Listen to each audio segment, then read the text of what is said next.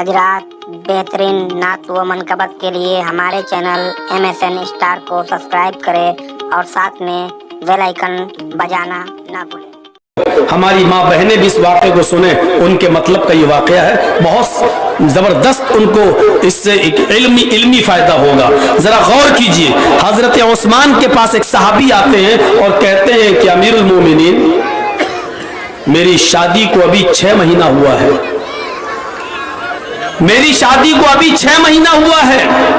आप लोग बैठ जाइए, आज तो इतनी भीड़ भी नहीं है कि आप लोग खड़े होकर दूसरों को डिस्टर्ब कर रहे हैं, पीछे से आवाज़ें आ रही हैं, बैठ जाइए। जहाँ 40, 50, 60 हज़ार हो तो वहाँ कंट्रोल से बाहर होते हैं, आप तो इतने हैं भी नहीं, बैठ जाइए। आया अमीरुल मोमिनीन, सुनिए जरा इस वाक़े को, मेरी शादी को अभी 6 ही महीना हुआ है और मेरी बीवी ने 6 महीने के बाद एक बच्चे को पैदा किया है। समझदार लोग हैं आप, अच्छी तरीके से समझ रहे होंगे उस सहाबी के पूछने का मकसद क्या है। अमीरुल मोमिनीन, क्या कोई औरत शादी के 6 महीने के बाद भी बच्चा पैदा कर सकती है? और अगर मेरे घर में शादी के 6 महीने के बाद बच्चा पैदा हो गया तो मैं इस बच्चे को अपना बच्चा मानूं या ना मानूं? ये 2 अलग अलग सवाल हैं। क्या औरत शादी के 6 महीने के बाद बच्चा पैदा कर सकती है? हजरत उस्मान गनी ने फरमाया बिल्कुल नहीं। कहा अमीरुल मोमिनीन, लेकिन मेरे घर में शादी के 6 महीने के बाद बच्चा पैदा हुआ है, उस बच्चे को मैं क्या दर्जा दूं, अपना बच्चा या वो नाजायज बच्चा? तो हजरत उस्मान गनी क्या कहते हैं, वो बच्चा नाजायज है, गलत है, इसलिए कि शादी के 9 महीने के बाद बच्चा पैदा होना चाहिए कम से कम। पेट में उसकी 9 महीने का बच्चा, 6 महीने का बच्चा कैसे पैदा हो सकता है? ये तो गलत है। इत्तिफाक देखिए, इत्तिफाक देखिए, हाफिज अहमद इब्न हजर अल अस्कलानी रहमतुल्लाह अलैह लिखते हैं कि ये जुमेरात का दिन था, फतहुल बारी में ये जुमेरात का दिन था, और उस आदमी ने ये सवाल किया, हजरत उस्मान गनी ने कहा नहीं, तुम्हारी बीवी बदचलन है, इसका मतलब ये कि शादी से पहले उसने कहीं नाजायज ताल्लुक कायम किया था। और सुबह होते ही जब जुमे का दिन आया तो जुमे के दिन हजरत उस्मान गनी ने खुतबा दिया जुमे का, और उस खुतबे के अंदर उस सहाबी को जो सामने बैठे थे फरमाया कि तुम्हारी बीवी बदचलन है, और अगले जुमे को, नेक्स्ट आने वाले जुमे को तुम्हारी बीवी को पत्थरों से मार मार के संसार किया जाएगा। जिनाकार औरत को सीने के बराबर गाड़ गाड़ कर जमीन पर पत्थरों से मार मार के उसको खत्म कर दिया जाएगा, क्योंकि तुम्हारी बीवी ने 6 महीने के बाद, 6 महीने के अंदर बच्चा पैदा किया है। हजरत उस्मान गनी रज़ी अल्लाह ताला अन्हु जब मिंबर से उतरते हैं और नमाज अदा करते हैं, नमाज जुमा पढ़ाते हैं, उसी मस्जिद के अंदर हजरत अली भी मौजूद है। अब देखिए इख्तिलाफ, 2 सहाबी का इख्तिलाफ। हजरत अली रज़ी अल्लाह ताला अन्हु उठते हैं और सीधे मुसल्ले पर आते हैं और कहते हैं, लोगों, अमीरुल मोमिनीन उस्मान गनी के पीछे नमाज पढ़ने वालों, इनका खुतबा सुनने वालों, थोड़ी देर बैठे रहना। जहां तक हजरत उस्मान गनी का मामला है, इन्होंने एक गलत मसला बयान कर दिया है, एक मसले को इन्होंने गलत तरीके से बयान कर दिया है, या तो इनको पता नहीं था, लिहाजा हम चाहते हैं कि अमीरुल मोमिनीन से कुछ इस सिलसिले में डिस्कस हो जाए, तुम भी यहां बैठो। सब लोग बैठ गए।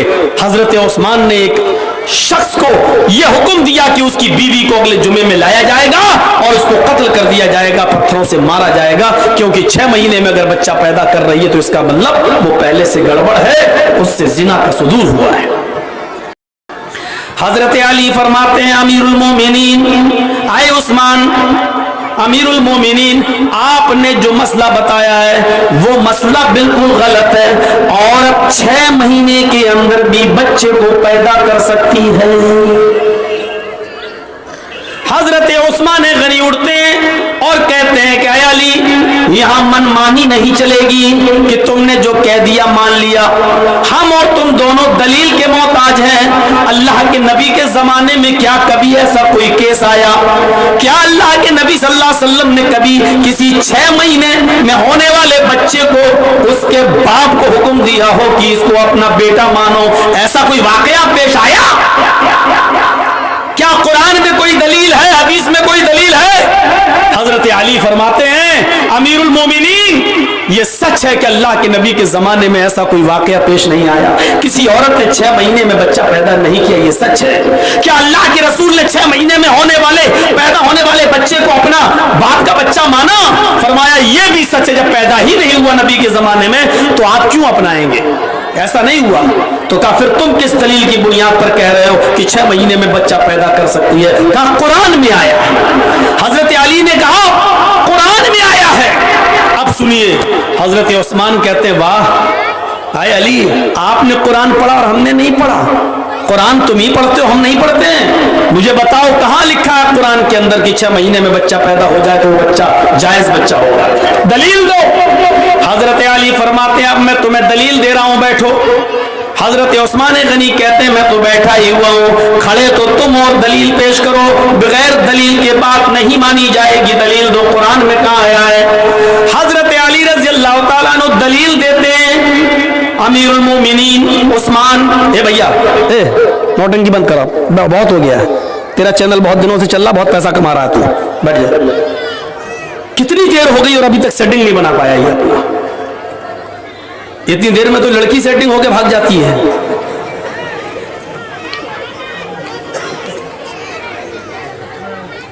हजरत अली दलील दे रहे, अमीरुल मोमिनीन सुनिए, वल वालिदातु युरज़िअन औलादहुन्ना हौलैनि कामिलैन। दलील पर जरा नजर डाली, हजरत अली ने क्या दलील दी?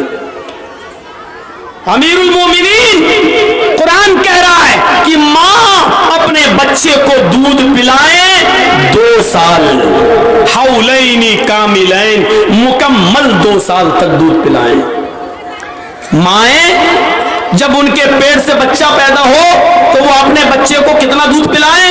हौलैनि कामिलैन, मुकम्मल 2 साल तक वो अपने बच्चे को दूध पिलाएं। यानी 2 साल कंप्लीट दूध पिला सकती हैं, 2 साल से 1 दिन ज्यादा नहीं, 1 दिन कम नहीं, 2 साल तक वो दूध पिला सकती हैं, 2 साल से ज्यादा नहीं। 2 साल से पहले तो छुड़ा सकती हैं दूध, लेकिन 2 साल से 1 भी दिन ज्यादा नहीं पिला सकती हैं। हजरत उस्मान हंसते हैं, कहते हैं अली क्या मुझे बेवकूफ समझ रखा है? ये तो दूध पिलाने की मुद्दत बता रहे हो तुम कि 2 साल तक दूध पिलाएं। हमें दलील ये चाहिए कि औरत जब उसके पेट से 6 महीने के बाद बच्चा पैदा हो तो वो जायज है। हम मारो घुटना फूटे सर, बच्चा पैदा हुआ 6 महीने में और दलील दे रहे हो दूध की? दलील ये चाहिए कि औरत अगर 6 महीने में बच्चा पैदा कर दे तो वो जायज है, इसकी दलील चाहिए। हजरत अली ने कहा वहीं आ रहा हूं, पहले आपके जहन में बिठा दे रहा हूं कि दूध पिलाने की मुद्दत कितनी है? का 2 साल। का 1 साल में कितने महीने होते हैं? 12। का 2 साल में कितने महीने हुए? कहा 24। ये 24 महीने किसकी मुद्दत हुई? का दूध पिलाने की। आइए कुरान दूसरी जगह कहता है क्या? वफिसालुहु फी आमैन, वहां है युरज़िअना, माएं पिलाएं 2 साल तक। यहां क्या है? फिसालुहु, अपने बच्चे का दूध छुड़ाएं 2 साल में। वहां क्या है? पिलाएं 2 साल तक। यहां क्या है? छुड़ाएं 2 साल में। बात तो एक ही है, 2 साल तक पिलाएं या 2 साल के अंदर अंदर छुड़ाएं, यानी 2 साल से ज्यादा नहीं पिला सकती है। दोनों कंडीशन एक ही है। हजरत उस्मान कहते हैं नई दलील क्या है? उसमें पिलाना है, इसमें छुड़ाना है। उसमें है कि 2 साल तक पिला सकती है, इसमें यह है कि 2 साल से पहले पहले छुड़ा सकती है। बात तो एक ही है। फरमाया बस यही तो मुझे बताना था कि 2 साल दूध पिलाने की मुद्दत हो गई। कहा हाँ। 24 महीने दूध पिलाने की मुद्दत हो गई। हाँ। तो अब सुनिए तीसरी दलील। हजरत अली फरमाते हैं कि अल्लाह ताला कुरान के अंदर फरमाता है, तीसरी दलील, व हमलुहु व फिसालुहु सलासून शहरन। यहां हमल भी आ रहा है और फिसाल दूध छुड़ाना भी आ रहा है। ये दोनों चीजें कुरान की साहिब में मौजूद है। व हमलुहु व फिसालुहु सलासून शहरन, औरत के हमल की मुद्दत और दूध छुड़ाने की यानी बच्चे के दूध छुड़ाने की मुद्दत 30 महीने है। सलासून शहरन 30 महीने, 30 महीने है। दोनों को मिलाया, दूध हमल की भी और दूध छुड़ाने की भी। कितनी मुद्दत है? दोनों को मिलाया तो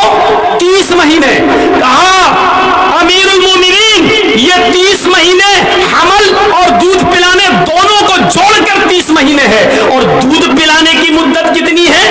اب الگ کر دیجئے، دودھ پلانے کی مدت قرآن نے کتنی بتائی ہے؟ حولین کاملین، 2 سال۔ اب 30 مہینے میں سے 2 سال آپ الگ کر دیجئے، 30 مہینے میں سے 24 مہینے آپ الگ کر دیجئے، اس کو مائنس کر دیجئے، کتنے بچتے ہیں؟ 30 مہینے میں 2 سال یعنی 24 مہینے تو دودھ پلانے کی مدت ہو گئی۔ اب جو مدت بچی وہ حمل کی مدت ہے، بتائیے وہ کتنے بچے؟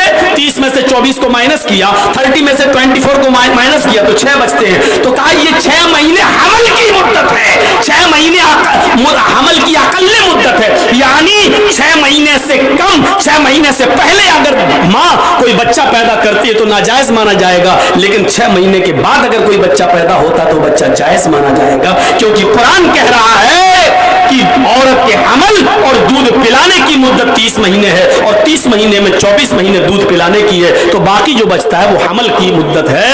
حضرت عثمان غنی کا سر چکرا جاتا کہ حضرت علی کی اس دلیل پر، لیکن دلیل آ جانے کے بعد ہماری طرح ضدی نہیں تھے کہ ہم نے جو کہہ دیا وہ مان لیں گے، وہی بات مانی جائے گی۔ حضرت عثمان پھر منبر پر دوبارہ کھڑے ہوتے ہیں اور کھڑے ہونے کے بعد کہتے لوگوں، حضرت علی رضی اللہ تعالیٰ عنہ نے جو دلیل پیش کی وہ قرآن سے دلیل آ جانے کے بعد اب ہمیں کچھ کہنے کی ضرورت نہیں ہے۔ آج اگر علی اس جمعے کی نماز میں موجود نہ ہوتے تو میں قاتل ہو جاتا، ایک عورت کے قتل کا ذمہ دار میں بن جاتا۔ حضرت علی کی وجہ سے اس کی عورت بچ گئی۔ حضرت علی نے جو دلیل پیش کی ہے وہ دلیل پر میں آمنا و صدقنا کہتا ہوں اور اس آدمی کو حکم دیتا ہوں کہ جاؤ اس بچے کو اپنا بچہ مانو اور اس عورت کو اپنی بیوی مانو۔ اب اس عورت کو سنسار نہیں کیا جائے گا۔ 2 لوگوں میں اختلاف ہو سکتا ہے لیکن دلیل آ جانے کے بعد پھر اختلاف کو ختم کر دینا چاہیے، جیسا حضرت عثمان غنی نے اپنی بات واپس لے لی۔ تو میں یہی کہنا چاہتا ہوں کہ یا ایھا الذین آمنوا ادخلوا فی السلم کافہ، اے ایمانوں والو تم اسلام کے اندر پورے کے پورے داخل ہو جاؤ، اور پورے کے پورے ہم داخل تبھی ہو پائیں گے میرے بھائیوں جب ہم اسلام کی ہر چھوٹی اور بڑی چیز کو دل و جان سے اس پر ہم عمل کریں گے۔ یہ حقیر ہے، اس کو چھوڑ دیا، ایسا نہیں۔